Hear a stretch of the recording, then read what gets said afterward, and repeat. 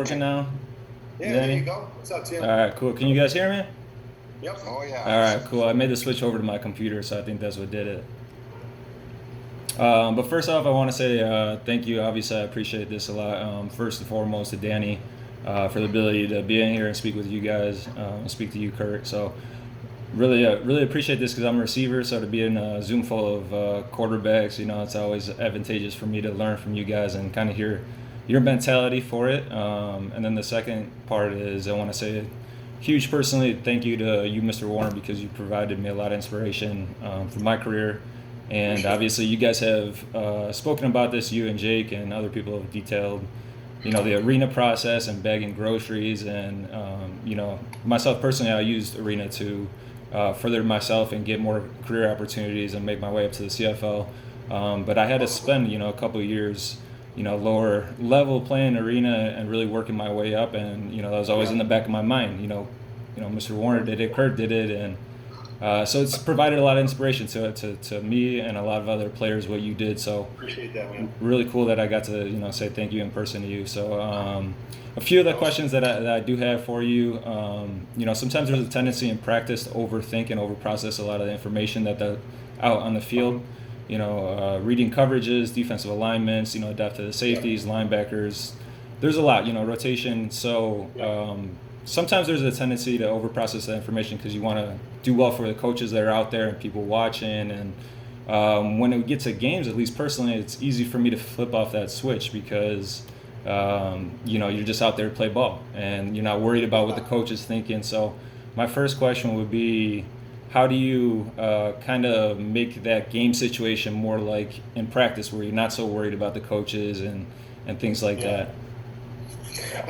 I would say that I was very much like you. Okay. That I overthought things in practice, Mm-hmm. right? And I think it's a natural thing to do, right? Because you're trying to get things down, you're trying to be perfect, you're trying to learn it for games. And I don't necessarily think it's a bad thing in practice. Mm-hmm. As you're trying to think through things, as long as, like you said, you can flip that switch. Yeah. Right. But I also say the other thing too is what happens oftentimes when we overthink things is we're trying to be too perfect. Yeah. And it was something that I learned early on was don't overthink it to the point where, every little detail or every little thing is going to bother you. Okay. Right? I wanted to, again, play fast, right? Because that to me was the biggest thing. Even if you did something wrong, do it fast. Mm-hmm. Because I look at it from a quarterback standpoint. And I always say to myself, the faster you guys go, whatever you do, the easier it is for me to read, right? The slower you react, the slower you do things, the harder it is because you're not making the defense move. And so I got to the point where, I think it was harder in practice. I tried to be more perfect in practice. In games, Mm-hmm. I was more able to just react and let a play go and move on. Yeah, let it go. But I think that was something that I learned along the way was just, you can't beat yourself up over every little thing. Mm-hmm. You take practice and you take it for what it is and you play fast. And if you make a mistake, you go, okay, I see why I made that mistake. I won't let it happen again. But that idea of being afraid to make a mistake, right?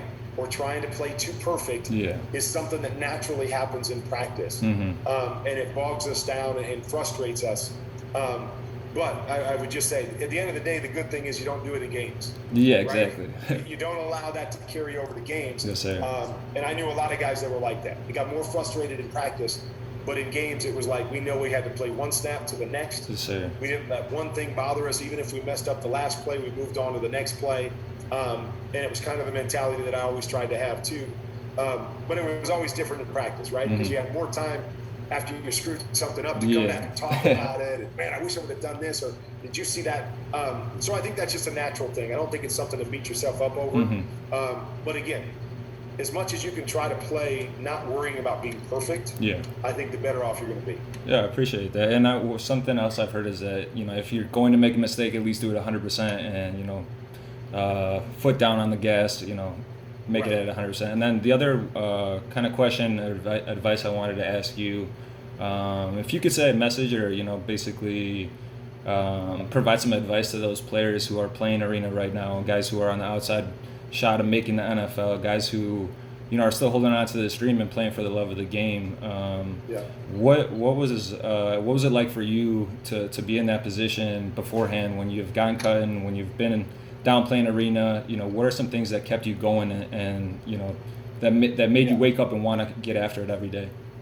Yeah, I mean, I think the biggest thing was I love playing football, and as much as I always had in the back of my mind wanting to make it to the next level, what really kept me going was I love the game.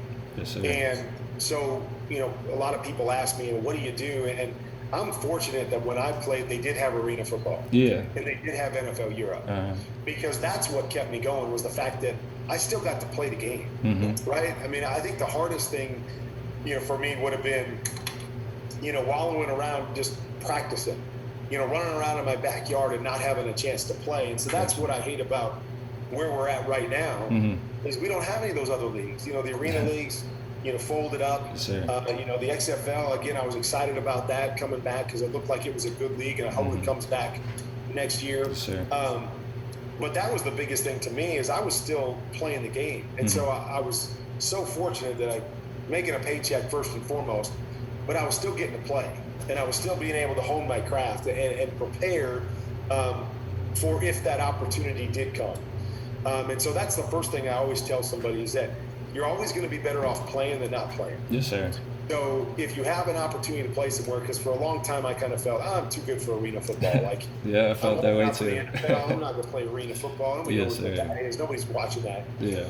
And No, I know it is. I realized what I learned and the player I became playing arena football made all the difference in the world when I got there. Not only from a mindset standpoint that I was playing, but also from a playing standpoint.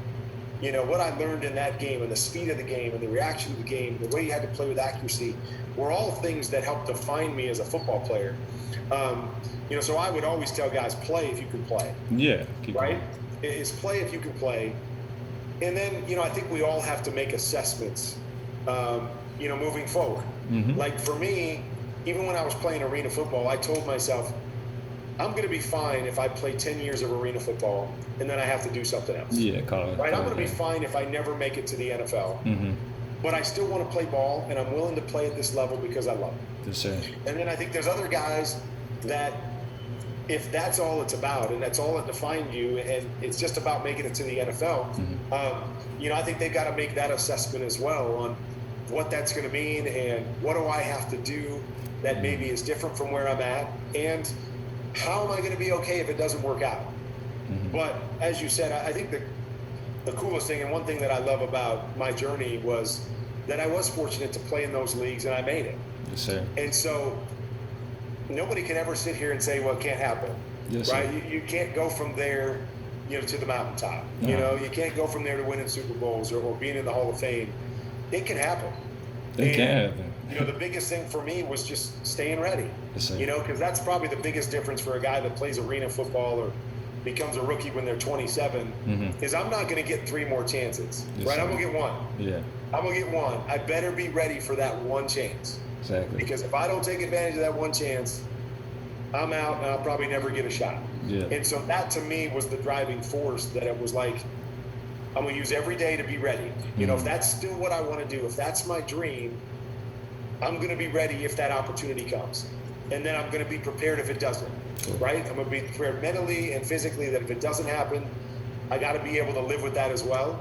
But that was the biggest thing for me, is I just know, unfortunately some of us have to go different routes, and we don't get as many opportunities as other guys, but take advantage of that one.